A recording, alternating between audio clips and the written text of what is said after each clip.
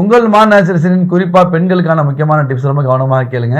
நம்மளோட முன்னோர்கள் பார்த்தீங்கன்னா, இன்னைக்கு நம்மளுடைய மாமியார், நம்மளுடைய அம்மா வந்து எவ்வளோ ஆரோக்கியமா இருக்காங்களோ, அந்த ஆரோக்கியம் நம்ம கிட்ட இல்ல. இன்னும் சொல்லப்போனா நம்மள்ட்ட இருக்க ஆரோக்கியம் நம்ம மகள் கிட்ட, நம்ம மருமகள்கிட்ட இல்ல. இவ்வளோ பெரிய கால சூழ்நிலைக்கு என்ன காரணம் அப்படின்னா, நம்முடைய முன்னோர்கள் அவங்க கையால் அம்மி அரைச்சாங்க, கையால துணி துவைச்சாங்க. எல்லா வேலைகளும் நான் சொல்றேன், உங்கள் பெண்கள் சமுதாயம் மறுபடியும் வந்து அந்த மாதிரி வேலைலாம் செய்யணும் இந்த பாய் சொல்றாரு அப்படின்னு சொல்லி கமெண்ட்ல திட்டாதீங்க.